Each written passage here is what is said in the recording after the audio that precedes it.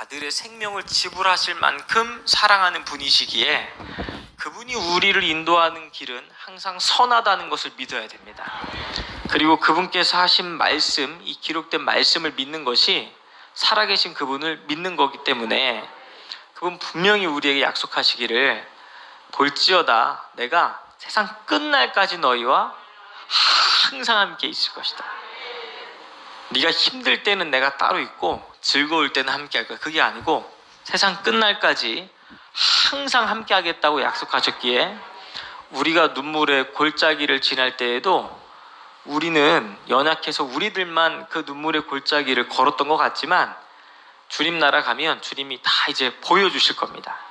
인생의 가장 어려운 순간에도 내가 너의 옆에 있었단다 하는 것을 주님께서 분명히 보여주실 겁니다. 여러분 지금 이 순간에도 주님이 함께 하실까요? 안 하실까요? 맞아요. 약속의 말씀을 믿어야 됩니다. 두세 사람 이상 내 이름으로 모인 곳에 나도 너희들 중에 있으리라. 그렇게 말씀하신 분이 누구세요? 그렇게 말씀하신 분이 예수님이 직접 말씀하셨기 때문에 그분이 하실 수 없는 몇 가지가 있거든요. 그분은 거짓말 하실 수가 없대요. 그분은 내뱉은 말을 반드시 지키시는 분입니다. 예배 가운데도 주님이 함께 한다라는 것을 믿고 믿음으로 예배하면 반드시 주님이 화답을 해주십니다. 모든 예배를 주님이 연락하시는 것이 아닙니다. 그러기에 주님께서 원하시는 예배로 나아가면 그분은 우리의 예배를 연락해 주십니다. 오늘도 하나님께서 연락해 주시는 그런 예배가 이 새벽에 이루어지기를 예수님의 이름으로 축복합니다. 그 마태복음의 말씀을 지금 계속 이제 나누고 있습니다. 여러분 마태복음 5장은 예수님께서 처음 이 땅에 오셔서 하신 첫 번째 메시지입니다. 그러니까 얼마나 중요한 메시지를 인류에게 지금 던지고 계시겠습니까? 그리고 첫 번째 하신 메시지의 주제가 복에 관한 주제였습니다. 복. 근데 예수님이 말씀하시는 복과 우리가 생각하는 복에 대한 개념이 조금 다르다는 얘기를 지금 오늘 몇 번째 시간이죠? 팔복의 6번째 시간입니다. 올라와서 똑같은 말씀을 제가 지금 6주째 계속 드리고 있습니다. 우리가 생각하는 복은 이 땅에서 물질적으로 번영을 누리거나 세속적인 성공을 바라는 경우가 매우 많지만 우리 주님께서 지금 하시는 말씀은 그런 물리적인 번영이나 세속적인 축복보다 더 근본적인 복에 대한 이야기들을 하고 계십니다. 인간이 잃어버렸던 최악의 비극적 사건, 그리고 가장 큰 저주는 아담과 하와가 선악과를 따먹음으로 말미암아 인류 가운데 사망이라는 저주가 시작이 되었는데 그 사망의 근본적인 결과물은 하나님과의 관계가 끊어짐으로 말미암아 인류가 영원히 사는 생명으로부터 이제는 반드시 한 번 죽는 것은 사람에게 정해진 바 심판이 찾아오는 그런 저주를 받게 된 것입니다. 그러니 인간이 왜 구원을 받아야 되냐면 하나님과의 관계가 끊어졌기 때문에 주님이 우리에게 구원을 베푸셔서 하나님과의 관계를 회복해 주기를 원하신다는 거예요. 여러분 이 구원에 대해서 우리가 잘 생각해야 되는 건 여러분 구원이라고 하는 것은 단순히 천국에 가는 것 이게 구원이 아닙니다. 왜 우리 인생 가운데 구원이 필요한 이 존재가 되었는지 그리고 궁극적으로 하나님께서 우리에게 베풀고자 하는 구원이 무엇인지를 다시 되돌아보면 천국으로 들여보내주기 위한 건 결과물이고 진짜 구원의 궁극적인 목적은 아담과 하나님과의 끊어졌던 관계, 그 관계를 회복하는 것이 하나님이 우리에게 베푸신 궁극적인 구원의 목적입니다. 그리고 구원받은 사람들이 들어가는 곳이 천국일 뿐입니다. 제가 지금 조금 이제 심오한 질문을 하나 던질 테니까 여러분 대답을 잘 하셔야 됩니다. 대답을 잘 하셔야 돼요. 우리가 죽어서 천국에 딱 올라갔는데 천국에 올라가 보니까 아니 아무리 찾아도 예수님이 안 보이시는 거예요. 왜 예수님이 안 보이시지 하고 저 아랫마을을 쳐다보니까 예수님이 지옥에 계신 거예요. 지옥에. 그럼 그때 제가 이제 질문입니다. 여러분들은 예수님이 안 계신 천국을 선택하시겠습니까? 아니면 예수님이 계시는 지옥으로 가시겠습니까? 잘 생각을 하고 이제 답을 하셔야 돼요. 첫 번째, 나는 그냥 천국에 있을 거다. 아니다, 나는 예수님이 계신 지옥으로 내려갈 거다. 어떻게 하실 거예요? 1번 나는 천국에 있을 거다. 천국에. 예. 아니다, 나는 예수님이 계신 곳으로 가겠다. 이제 막 아리까리 하시는 분들도 있고, 여러분 다시 말씀드리지만 구원이라고 하는 건 그냥 천국 가는 걸 구원이라고 성경은 말하지 않습니다. 예수님과 끊어졌던 관계가 회복되는 것을 구원이라고 말합니다.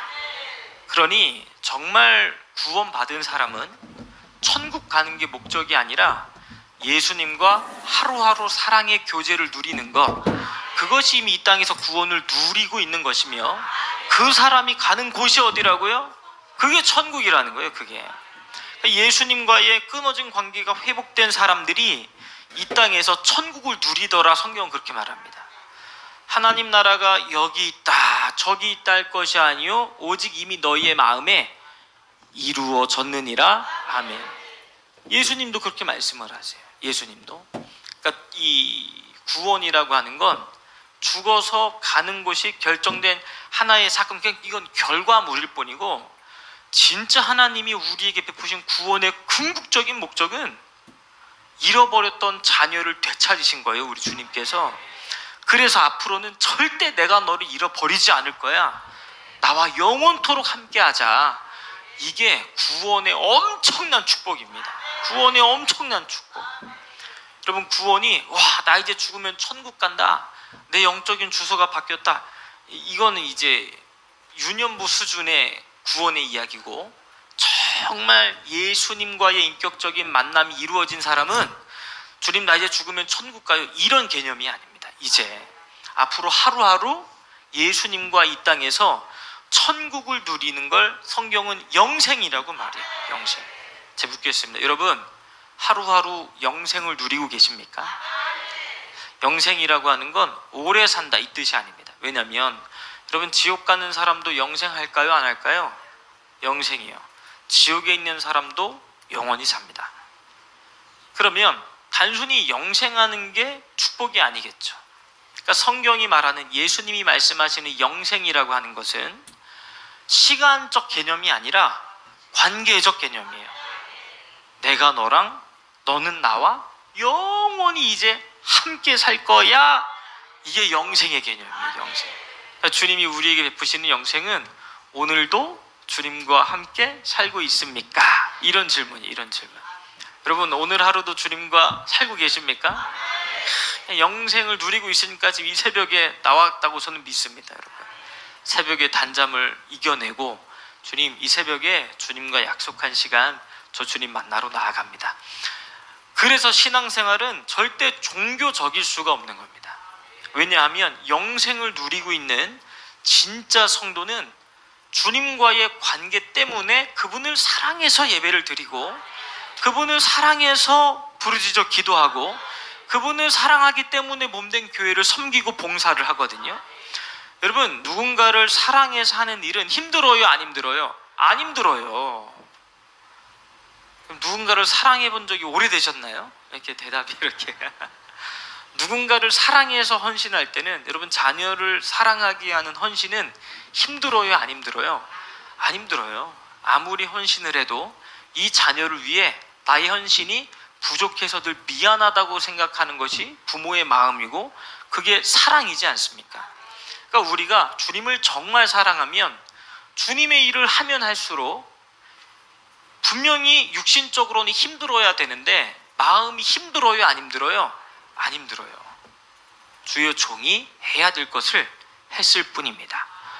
이 고백이 사랑 안에서의 고백이라는 것입니다.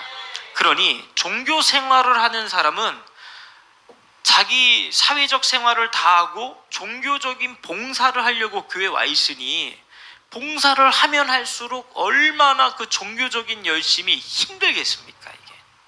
근데 예수님과 사랑의 관계로 주님을 섬기고, 성도들을 섬기고, 주님을 섬기고 예배드리는 거, 봉사하는 것이 사랑의 관계 속에서 이루어지면 그 봉사가 힘들지 않아요. 주님을 섬기면 섬길수록 그냥 감사와 감격이 넘치게 되어 있습니다. 지금 나와 같은 죄인 구원해 주신 것만 해도 감사한데 주님의 전에서 내가 할 수 있는 일을 주시다니 주님 그저 감사할 따름입니다. 정말 예수님 믿고 인생 참 돌아보면 예수님 믿고 구원해 주신 게 너무 감사하더라고요.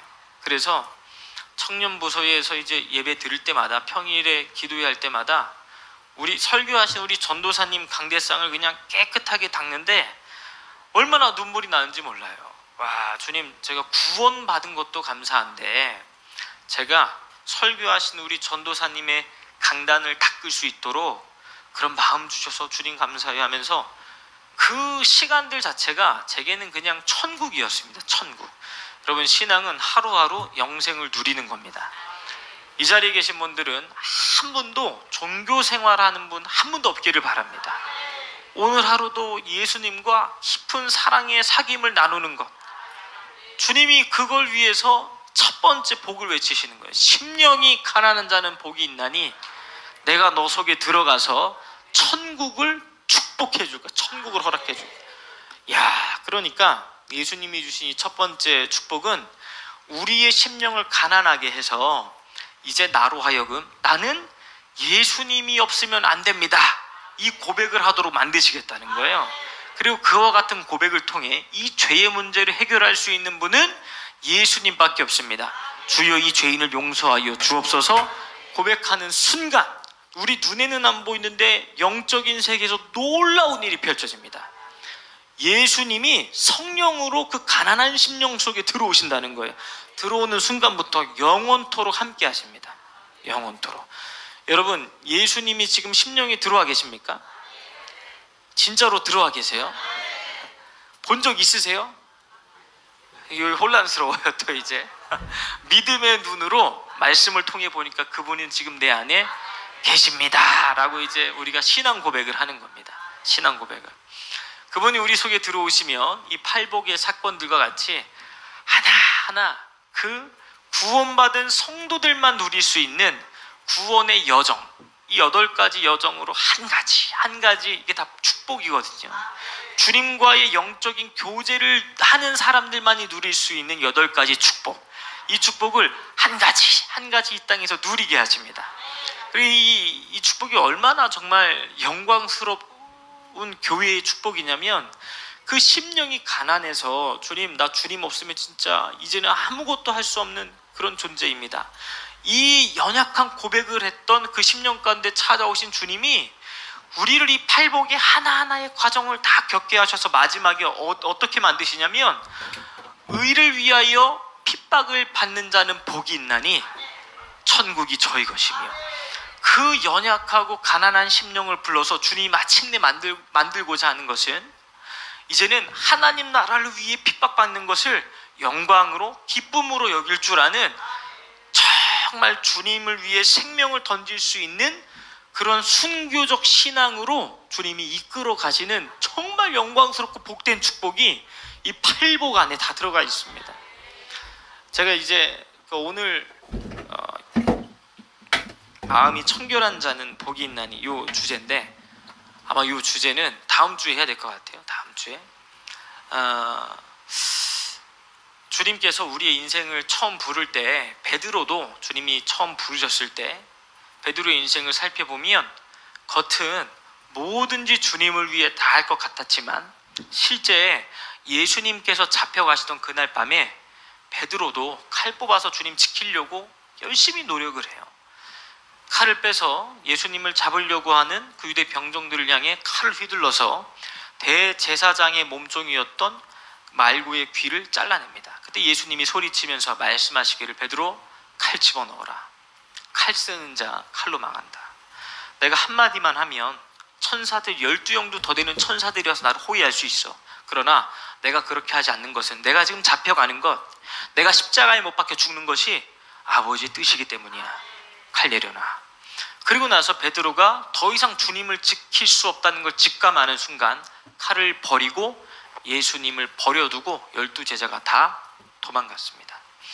여러분, 12사도가 처음 주님 따르던 그때의 심령 상태는 예수님을 잃어버리는 순간, 예수님이 없는 상태에서는 자신들의 목적을 이룰 수 없기에 예수님 그냥 버리고 도망갈 수밖에 없는 그런 도망자, 그리고 그런 두려움 속에 사로잡힌 그냥 그런 존재들이었어요. 왜냐하면 제자들이 생각하는 구원과 예수님이 말씀하시는 구원이 지금 달라요. 제자들이 생각하는 구원은 뭐냐면 예수님께서 로마의 압제로부터 이스라엘을 회복하실 때에 누가 우편에, 누가 좌편에 앉겠냐, 누가 총리되고 누가 국방부 장관 자리에 앉겠냐, 그 싸움하고 앉아 있었어요. 그 싸움하고. 그러니 예수님이 로마 병정들에게 잡히는 순간 자신들이 꿈이 다 사라져 버리는 거예요. 예수님이 그들의 인생의 목적을 달성하기 위한 하나의 수단이었습니다. 수단. 그러니 그 예수님 잡혀가는 순간 더 이상 예수님을 지킬 필요가 있어요? 없어요? 없어요. 왜? 예수님이 목적이 아니라 예수님 때문에 이루고자 하는 그것이 목적이었으니까. 그러니까 더 이상 예수님을 지킬 수 없으면 예수님 옆에 함께할 필요가 없어요. 지금 핍박과 환난을 받으러 가시는 예수님과 동행할 필요가 있어요? 없어요? 없어요. 그와 같은 심령에겐. 그러니 복음을 위해 우리가 함께 핍박받는 자리에 들어간다라고 하는 것은 예수님과 나와의 관계를 정확하게 보여주는 믿음의 기준이 됩니다. 믿음의 기준. 여러분 한번 한국교회 한번 바라보십시오. 지금 예수님이 주님의 몸된 교회가 엄청난 환난과 핍박을 받는다고 하면 얼마 정도의 성도가 주님의 몸된 교회의 핍박과 환난에 동참하겠습니까? 여러분 코로나 시기가 왔을 때 대통령 말 한마디에 교회 문 닫어 예배드리지 마 했을 때 교회들이 저항하지도 않고 다 교회 문을 닫았어요. 저항하지도 않고 다 문을 닫았습니다. 비겁했고 비참했고 교회의 민낯이 드러나 버렸어요. 교회의 민낯이. 예수님 성령 받기 이전의 제자들과 전혀 다를 바가 없는 한국교회의 실체를 봤습니다. 그리고 예수님 말씀하신 게 기억이 나요. 인자가 올 때에 믿음 볼 수 있겠느냐. 근데 주님께서 우리를 인도해 가시는 믿음의 궁극적인 결과물이 뭐냐면 의를 위하여 핍박받는 자는 복이 있나니 천국이 너희 것이다. 주님은 우리를 그와 같은 영적인 성숙과 신앙에 깊이 있는 고난이 영원한 영광임을 고백하는 그런 영광스러운 교회의 모습으로 우리를 지금 만들어 가기를 원하고 계시거든요. 근데 여러분 한국교회 한번 바라보십시오. 핍박과 환난이 오면 주님의 몸된 교회가 엄청난 핍박과 환난 속에 있을 때 그 자리에서 함께 환난과 핍박에 동참할 그런 교회가 얼마나 될지 사실 무서워요. 정말 그런 교회가 주님이 말씀하시는 성경적인 믿음을 소유한 교회가 과연 얼마나 있을지. 코로나 때 다 봤지 않습니까? 그리고 이제 와서 얘기합니다. 그때 우리가 예배를 타협하면 안 됐는데 이제 와서 그때 우리가 실수했다고 얘기하시더라고요. 이제 와서. 너무 그 모습을 바라보면서 이제라도 깨달았으면 다행이지만 안 것과 이제 알게 된 것과 다시 한번 그러한 사태가 왔을 때 정말 믿음으로 저항할 수 있는 것은 별개의 문제거든요. 별개의 문제. 여러분 주님 오실 때가 되면 더 큰 환난과 핍박이 교회를 향해 쏟아지면 쏟아지지 어떤 축복이라든지 그런 게 교회 앞에 펼쳐지지 않을 겁니다. 주님 오실 때가 되면 될수록 사탄이의 저학은 점점 더 거세지면 거세졌지 교회를 가만두지 않을 겁니다. 그러면 우리가 지금부터 해야 될 건 뭐냐? 정말 성경적인 믿음을 회복하는 겁니다. 교회가. 주님께서 우리를 이끄시려고 하는 궁극적인 교회의 모습은 예수님 우리를 위해 생명 던진 것처럼 이제는 우리도 예수님을 위해 생명을 던져야 될 때라는 거예요. 주님이 궁극적으로 원하시는 신앙의 모습은 이 땅에서 예수님 잘 섬기다가 그냥 복 좀 받고 잘 먹고 잘 살다가 자녀들도 다 성공하고, 야 이제 주님 나라 가는 그날 좀 기다렸다가 올라가면 되겠다, 이런 걸 주님이 우리에게 바라시는 게 아닙니다. 주님께서 우리에게 베푸신 은혜만큼 우리의 모든 걸 주님을 위해 쏟아내고 주님 나라 가는 그날에 정말 한 점 부끄러움 없이 주님 앞에 온전히 서기를 주님께서는 바라고 계시거든요. 제가 정말 그 애가 타고 안타까운 부분 중에 하나는, 이제 한국 교회의 1세대 그 어르신 세대 같은 경우에는 그래도 정말 목숨 걸고 주님 열심히 섬겼습니다 라는 고백을 할 수 있을 것 같아요. 제가 보면 한국교회 초기 성도님들의 모습 보면 정말 존경스러워요. 주님의 몸된 교회를 위해 그분들 목숨 걸고 사셨어요. 내 목숨, 내 재산보다 주님의 교회가 먼저였어. 너무 영광스러운 교회의 모습을 가지고 계셨어요. 그런데 오늘날의 이 2세대, 3세대들의 모습을 한번 보십시오. 예수님이 핍박받으면 베드로처럼 지키는 척하다가 도망갈 것 같아요. 신앙의 본질을 소유한 젊은 세대가 과연 얼마나 있을까? 굉장히 겁이 납니다, 사실.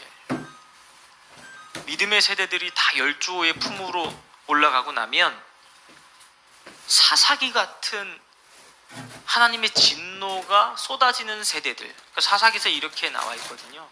여호와를 알지 못하는 다른 세대가 이스라엘에 세워졌다, 이렇게 나와요.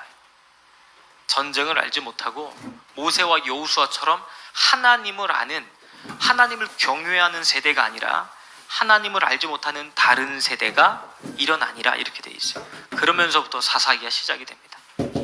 저는 대한민국이 혹여나 그런 세대가 주류가 될까봐 정말 이 두려운 마음이 있습니다. 그리고 다음 세대들에게 우리가 진짜 외쳐야 되는 복음은, 청년들 세대 수준이 어리다고 해서 그냥 위로나 해주고 신앙생활 열심히 해야 된다 그냥 다독여주는 정도의 메시지가 아니라, 너 예수님이 너 대신에 생명을 쏟아주셨으니 너도 예수 위에 생명 던지는 게 그게 공평한 거다. 그리고 그게 진짜 성경이 말하고 있는 믿음 생활의 시작이라는 것을 다음 세대가 반드시 물려받아야 됩니다. 반드시.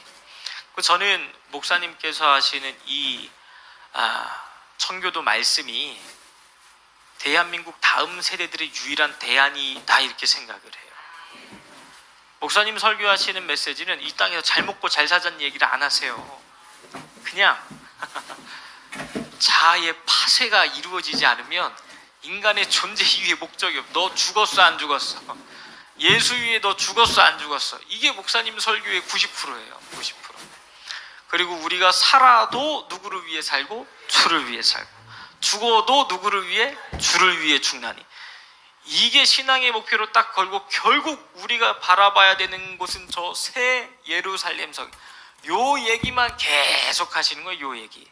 근데 결국 그렇게 영혼들을 가르치지 않으면 비성경적인 진리의 성도들이 병들거나 교회가 변질될 것입니다.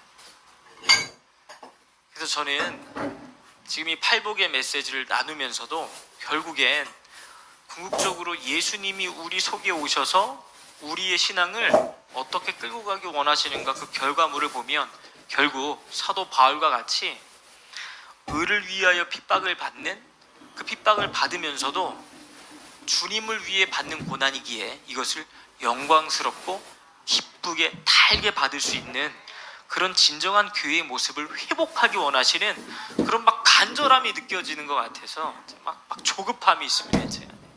제 안에. 오늘 마음이 청결한 자는 복이 있나니, 여러분 이 뜻은 제가 어떤 의미인지만 설명을 하고 다음 주에 그 본론을 설명을 하겠습니다. 여기서 말씀하시는 마음이 청결한 자는 복이 있나니 저가 하나님을 볼 것이며 라는 이 말은 윤리 도덕적으로 착하게 깨끗하게 살아야 됨을 말하는 게 아니에요. 여기서 말하는 마음이 청결한 자는 윤리 도덕적인 개념보다도 훨씬 더 근본적인 깨끗함을 말하고 있습니다.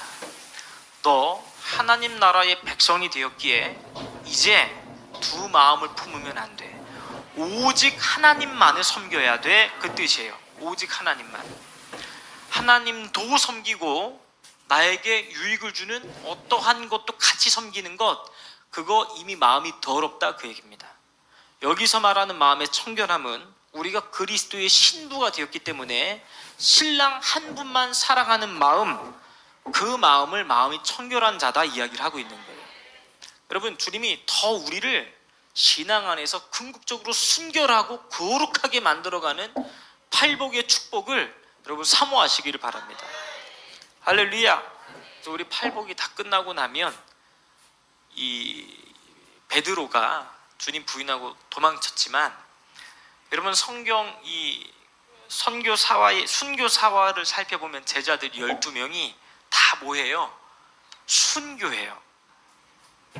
부활하신 예수님 만나고, 그리고 50일 뒤에 오순절 성령강림의 사건을 통해서 이제 주님께서 궁극적으로 우리를 어떻게 인도하시기를 원하는지 깨닫게 된 제자들이 저 하늘나라 영광나라를 바라보면서 무엇이 가장 영광스러운 인생인지를 깨닫게 돼요.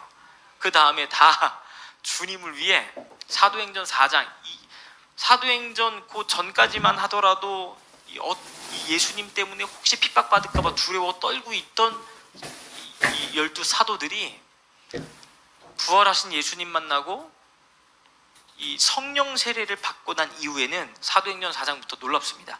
예수 이름을 위하여 능력받기를 기뻐하더라. 순식간에 사람이 바뀌었어요.